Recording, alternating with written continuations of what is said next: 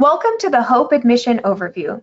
Today, we're going to review admitting a patient using the new HOPE workflows in the Axxess Hospice solution. HOPE is a CMS regulatory update set to go live October 1st, 2025. HOPE will replace the existing hospice item set. There are many similarities between HIS and HOPE, several new items that we will highlight. Now, let's look at the solution. Currently, there are two workflows to admit a hospice patient to Axxess Hospice, using an RN initial comprehensive form or using an RN initial and then following up with a separate RN comprehensive form. These workflows will continue to be available after HOPE goes live. However, the new HOPE notes will contain a dash and the word HOPE at the end. These notes are available to be turned on in company setup today.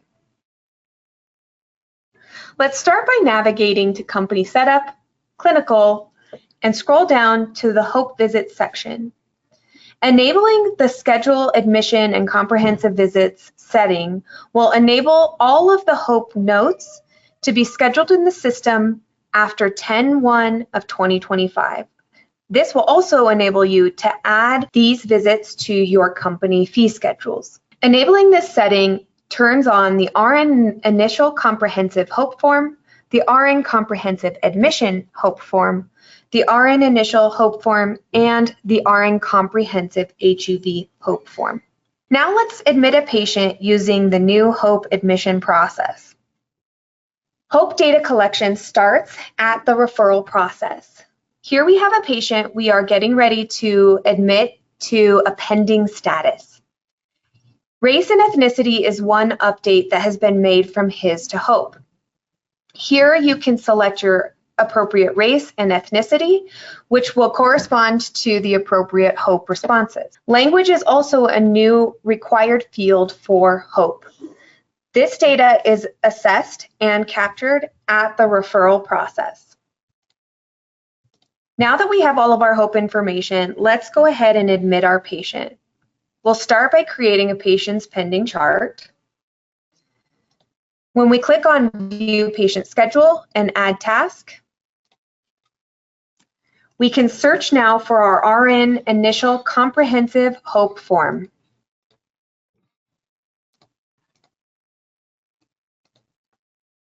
When opening this form, it's going to look and act exactly like our old RN Initial Comprehensive form, with simply the new HOPE questions that are required for the HOPE assessment. We've retained very similar concepts to our HIS assessments, things like the green items that indicate the HOPE assessment item numbers, and clicking on the info buttons will give you CMS information about how CMS would prefer those HOPE questions be responded to. As you navigate down the left-hand panel, you have a hover over that gives you every HOPE item that's associated with that tab. Let's look at some of the changes from HIS to HOPE. Under the Diagnosis tab, we have a significant expansion of diagnoses and comorbidities compared to those that were available for HIS. Death is imminent is a new question asked for HOPE. Under the Advanced Care Planning tab, we have our CPR preference questions, other life-sustaining treatment preferences, and hospitalization preferences. These have no changes from the HIS workflow. Additionally, there are no changes to the spiritual existential assessment as well. There are significant updates to the pain assessment and symptom assessment sections of the Axxess Hospice solution. The updates to the pain assessment section really streamline the clinical experience when documenting on pain. First, asking for the standardized pain tool used, and then asking the clinician to assess that pain according to that tool. If pain is an active problem, you can continue to complete a comprehensive pain assessment, which is very similar to our HIS approach. There is one new pain question associated with the HOPE assessment, which is whether the patient has neuropathic pain. This is a yes or no question. Symptom impact ratings are one of the most significant changes being introduced with the HOPE assessment. Symptom impact ratings are a review of whether a symptom is impacting the effect of a patient's quality of life. We should be asking our patients, over the past 2 days, how has the patient been affected by each of the following symptoms? We should base our clinical assessment, including input from patients and caregivers. This tool is rated at not experiencing a symptom, not at all experiencing a symptom, slight, moderate, or severe. If a patient is experiencing a symptom at moderate or severe, this will require a symptom follow-up visit be completed within 48 hours.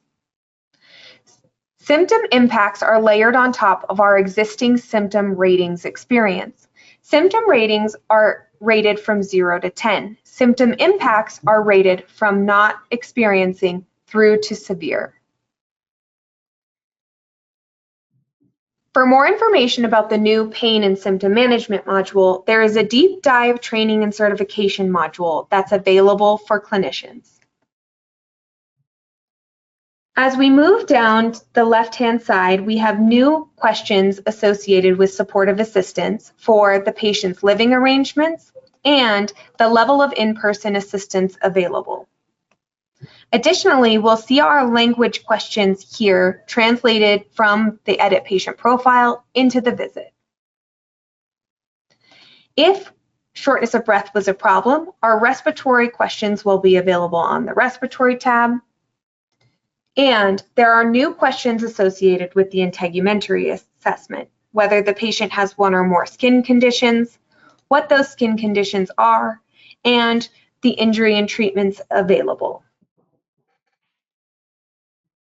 The questions asked on the medication tab are the same questions that were asked at the HIS timeline: scheduled opioid, PRN opioid, and bowel regimen.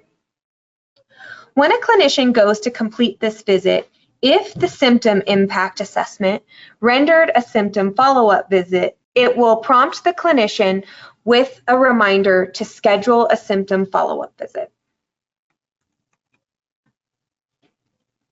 Now let's take a look at the workflow for admitting a patient using the RN initial assessment and RN comprehensive.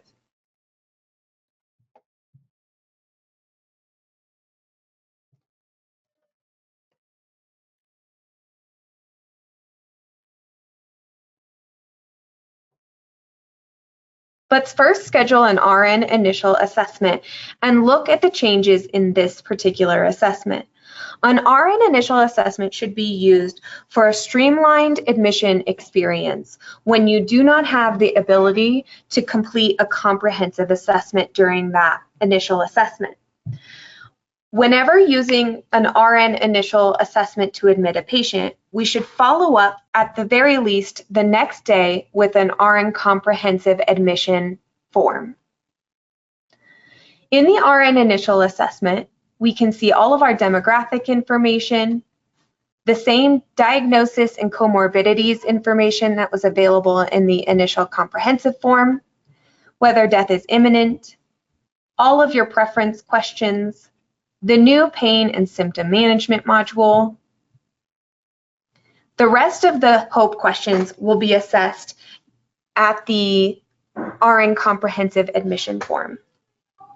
As with the RN initial and comprehensive form, if the symptom impact assessment is assessed with any impact at a 2 or a 3, the clinician will get a notification to schedule a symptom follow-up visit. Your RN comprehensive assessment can be used as a symptom follow-up visit. Now let's take a look at the symptom follow-up visit.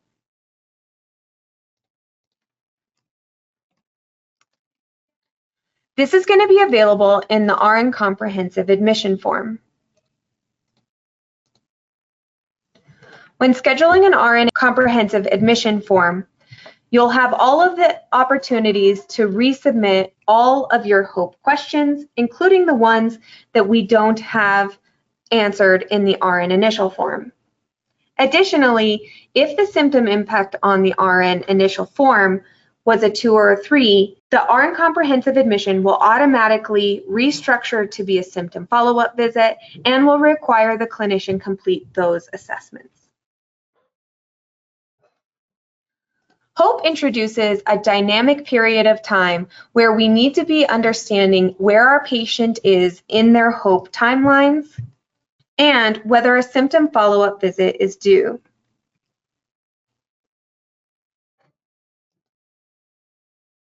The HOPE Center has been created to help support the understanding of these HOPE periods of time and to see all of the data that's been associated with the HOPE forms in these periods of time.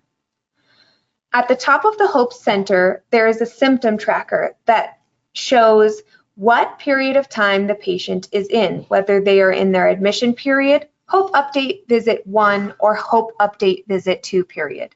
It shows whether a symptom impact screening has been completed, and if a symptom impact screening has been completed, if a symptom follow-up visit is due, and if a symptom follow-up visit is due, whether one has been completed. We can also see the record here for each HOPE timeline. For more information on records processing, view the Records Processing webinar. Axxess Hospice is prepared and excited to support you through the HOPE transition. Thank you for watching this demonstration.